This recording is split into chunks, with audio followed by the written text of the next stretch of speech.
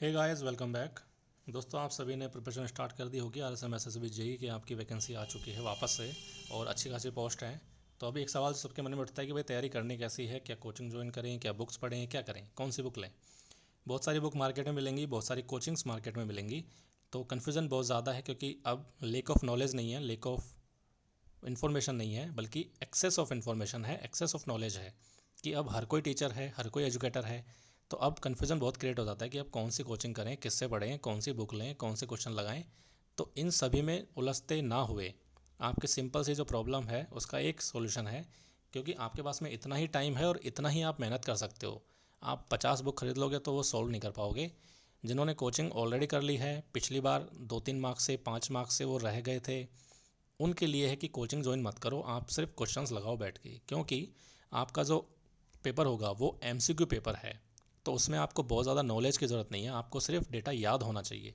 Data याद होगा, 4 option आपको मिलेंगे, आपके सामने आंसर होगा, आपको बस एक टिक लगाना है उस पर कि ये आंसर सही है। तो इसमें बहुत ज़्यादा नॉलेज की ज़रूरत नहीं है, आपको डेटा याद होना ज़रूरी है। ठीक है। तो काफ़ी चीज़ें ऐसी आएंगी आपके पेपर में।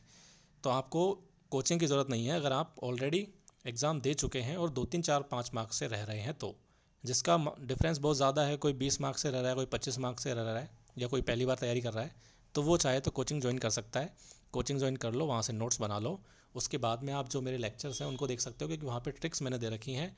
उन ट्रिक्स की मदद से आप आसानी से डेटा को याद रख पाओगे। और ऑब्जेक्टिव एग्ज़ाम में जो मैंने एक्सपीरियंस किया है वो यही है कि आपको डेटा याद होना चाहिए। सबसे ज़्यादा डेटा ही आपके एग्ज़ाम में आता है। ठीक है। तो एक तो यह बात है कोई जिन्होंने कोचिंग ज्वाइन करनी है या नहीं करनी है उसके बारे में। और कोई फर्जी कोचिंग मत ज्वाइन करना। आजकल क्या है ना कि हर कोई एजुकेटर बन रहा है, कोई स्टूडेंट है वो भी आजकल एजुकेटर बन रहा है। हर किसी के पास में इंटरनेट है, हर किसी के पास में मोबाइल है, कुछ भी उठा के वीडियो बना देते हैं। ठीक है। तो लाइक्स के, वॉच टाइम के, इन सब के चक्कर में मत पड़ो, सब्सक्राइबर के चक्कर में मत पड़ो। आप देखो कि कौन जेन्युइन पढ़ा रहा है और किसके पढ़ाने से आपके क्वेश्चन सॉल्व हो रहे हैं। बेसिकली ये है कि क्वेश्चन सॉल्व होने चाहिए। अगर क्वेश्चन सॉल्व हो रहे हैं तो ठीक पढ़ा रहा है, और नहीं हो रहे हैं तो कितना ही बड़ा सेलेक्टेड हो कहीं भी, चाहे कोई IES हो, चाहे कोई एजुकेटर हो, उसको हटाओ। क्योंकि वो आपका टाइम वेस्ट कर रहा है।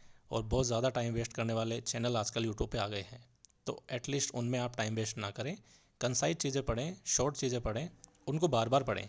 जैसे कि बुक की अगर आपका जो डाउट होता है वो क्लियर कर देता हूँ मैं, बुक वाला। तो ये एक बुक है, हालांकि ये पुराना एडिशन है जो मैंने यूज़ किया था 2018-19 का। अब इसके नए वर्जन भी आ गए हैं जिसकी फ़ोटो मैं आपको स्क्रीन पे दिखा दूंगा। तो स्क्रीन पे क्या है ना कि आपको फ़ोटो दिखेगी, तो उसमें दो बुक्स हैं वहाँ पे। पार्ट 1 है, पार्ट 2 है। जैसे ये एक पार्ट है तो इसी का एक दूसरा पार्ट भी होता है। कुछ सब्जेक्ट पार्ट 1 में मिलेंगे। जैसे मैं आपको अंदर से अगर दिखा दूँ तो यहाँ पे जैसे BMC है, सोइल है, हाइड्रोलिक है, कंक्रीट टेक्नोलॉजी है, सोम है, इरिगेशन है। और ये आपके कुछ सब्जेक्ट हैं, लेकिन यहाँ पे सर्वे नहीं है। ठीक है। यहाँ पे आपके जो अदर सब्जेक्ट है वो नहीं मिलेंगे, आपको एनवायरनमेंट नहीं मिलेगा। तो वो सब कहाँ मिलेंगे? वॉल्यूम 2 में मिलेंगे। तो ऐसी 2 बुक आती हैं। देखिए, ये रही वॉल्यूम 2। सर्वे है, मैकेनिक्स है, स्टील है, RCC है, PHED मतलब कि इरिगेशन हो गया, और एस्टिमेशन कॉस्टिंग, हाईवे हो गया। तो ये सब वॉल्यूम 2 है। तो अब इसका जो नया वर्ज़न है, जो भी 2022 का, 23 का, 24 का जो भी नया मिलता है, आप उसको परचेज़ कर सकते हैं। क्यों कर सकते हैं? देखिए, इसमें आप ढंग से पढ़ो कि क्या दे रखा है। यहाँ पे SSC JEE के प्रीवियस ईयर के क्वेश्चन आपको मिल जाएंगे, क्योंकि आप नया वर्जन लोगे तो नए सारे पेपर उसमें ऑलरेडी कवर होंगे। ठीक है। तो ये ले लो। उसके बाद में यहाँ पे देखो, अलग अलग स्टेट के अलग अलग एग्ज़ाम के JEE लेवल के क्वेश्चन हैं यहाँ पे। यानी कि जो भी प्रीवियस ईयर में क्वेश्चन आ रखे हैं ना अलग अलग JEE एग्ज़ाम्स में, वो सब आपको यहाँ मिलेंगे। तो इससे अच्छी बात क्या हो सकती है बताओ? अगर आपको सारे स्टेट का, सेंट्रल गवर्नमेंट का JEE लेवल एग्ज़ाम का पैटर्न पता लग जाए कि किस तरह के क्वेश्चन आ रहे हैं, कितने क्वेश्चन रिपीट हो रहे हैं। इसमें क्वेश्चन रिपीट भी होते हैं। देखो, ऐसा नहीं है कि जो क्वेश्चन एक बार आ गया वो एक ही एग्ज़ाम में है। देखो, ये 2 एग्ज़ाम में आया हुआ है अलग अलग। ठीक है। ये भी 2 एग्ज़ाम में रिपीट हुआ है। इस तरह के बहुत क्वेश्चन है, जो कई क्वेश्चन तो 4-4 एग्ज़ाम में रिपीट हुए हैं। तो आपको बहुत सारी चीज़ें ऐसी मिलेंगी जो कि रिपीट हो रही होंगी। तो यहाँ से आपको ये पता लगेगा कि ये क्वेश्चन कितना इंपॉर्टेंट है। तो JEE लेवल यहाँ से कवर हो जाएगा। तो आप अगर JEE की प्रिपरेशन कर रहे हो तो मेरे ख्याल से अगर आपको किताब करनी है, क्वेश्चन करने ही हैं, तो आप कहीं भी मत उलझो बाकी चीज़ों में। आप सिंपल ये 2 बुक खरीद लो, पार्ट 1 और पार्ट 2 की। यूथ कंपटीशन की बुक है, अच्छी बुक है। इसमें क्वेश्चन सारे आपको JEE के मिल जाएंगे। अगर किसी के पास में और ज़्यादा टाइम है, वैसे तो इतना कर लो वही बहुत है, क्योंकि इसको एक बार करने से काम नहीं चलेगा। इसको 2-3-4 बार आप पढ़ोगे तब जाके आपको चीज़ें याद रहेंगी। और इसमें आपको ट्रिक्स बनानी पड़ेंगी, लिखनी पड़ेंगी। ट्रिक्स तो हालांकि मैंने आपको बता दिया ऑलरेडी लेक्चर्स में। यहाँ पे देखो, राजस्थान JEE के भी क्वेश्चन दे रखे हैं। ठीक है। तो यहाँ पे सब कुछ मिल जाएगा आपको।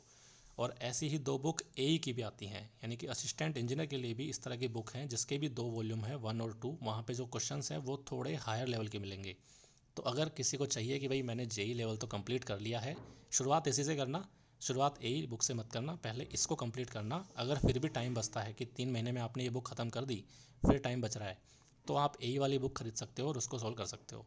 ठीक है, तो AE वाले का जो लेवल है वो थोड़ा सा इससे हाई है, यानी कि उसमें कुछ न्यूमेरिकल्स मिलेंगे, थोड़ा सा आपको मेहनत भी करनी पड़ेगी, कुछ कन्वर्जन्स भी होंगे न्यूमेरिकल्स में, और क्वेश्चन भी थोड़े जो हैं वो ठीक से लेवल के होंगे। तो अगर किसी के पास में टाइम है तो उस बुक को भी लगा लो। तो टोटल 4 बुक हो गई। चारों की फ़ोटो मैं स्क्रीन पे आपको दिखा दूंगा, जिसमें पहली जो बुक है आपकी वो है सिविल इंजीनियरिंग की JEE के प्रीवियस ईयर क्वेश्चन वॉल्यूम 1। दूसरी बुक इसी की आएगी वॉल्यूम 2। तीसरी बुक आएगी आपकी AN के लिए, सेम यूथ कंपटीशन की बुक है लेकिन वो असिस्टेंट इंजीनियर के लिए है, काफ़ी मोटी बुक है, तो उसका भी वॉल्यूम 1 और वॉल्यूम 2। ये 4 बुक हैं। इनमें से आप शुरू में JEE लेवल से शुरू करो, उसकी दोनों बुक कवर करो, टाइम बचता है तो फिर AE लेवल की बुक कर लो। इनके क्वेश्चंस अगर आपने कर लिए तो आप 20-25 हज़ार क्वेश्चंस ऑलरेडी कर चुके होंगे, और इतने क्वेश्चंस अगर आप लगा लेते हो तो आपका कुछ भी बाकी नहीं रहता है। यहाँ से आपका टेक्निकल कवर हो जाएगा। इससे ज़्यादा टेक्निकल पे मेहनत मत करना, इससे ज़्यादा टाइम मत देना, अलग अलग बुक्स मत पढ़ना, कोई मतलब नहीं है उनका। ठीक है, आप चाहो तो ये गुप्ता वगैरह सब छोड़ सकते हो, क्योंकि इनमें बहुत ज़्यादा आप टाइम वेस्ट करोगे, तब जाकर आपके 2-3 क्वेश्चन आपको मिल पाएंगे एग्जाम में। तो बेटर ये है कि आप इसको फॉलो करो और इसको सोल्व करो बार बार। जो टाइम देना है वो यहाँ पे दो, यहाँ से आपके कंसेप्ट क्लियर होंगे, कुछ इंपॉर्टेंट क्वेश्चंस पता लगेंगे, कुछ ऐसी भी चीज़ें हैं जो कोचिंग वाले नहीं बता रहे हैं, नोट्स में नहीं है, वो यहाँ पे एक्स्ट्रा क्वेश्चंस मिलते हैं, उनको नोट करो। ठीक है, तो ये आपको करना पड़ेगा अगर आप टेक्निकल के लिए बात कर रहे हैं तो।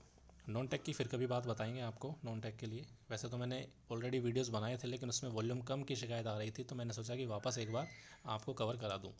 और चूँकि आज हमने जो वीडियो बनाया है वो बनाया है कि हमारी जो रॉक्स थी, रॉक्स क्लासिफिकेशन, उसके ऊपर हमने जो ट्रिक बनाई थी वो मैंने आपको विद प्रूफ इस बुक के प्रीवियस ईयर के क्वेश्चंस मैंने सॉल्व किए उन्हीं ट्रिक्स की मदद से जो मैंने आपको बताई हैं, और वो हमारे क्वेश्चन 99% तक सॉल्व हो रहे हैं।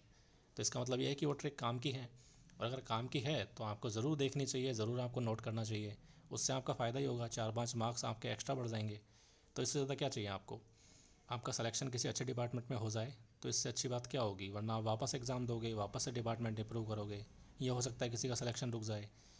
तो जो मेहनत करनी है अभी कर लो, लेकिन बहुत ज़्यादा कंटेंट मत रखो, सिंपल शॉर्ट कंटेंट रखो। ये बुक्स हैं जो मैं बता रहा हूँ, इनको आप कवर कर लेते हो तो आपकी नॉलेज काफ़ी है, इतनी बहुत है, इससे ज़्यादा की ज़रूरत नहीं है।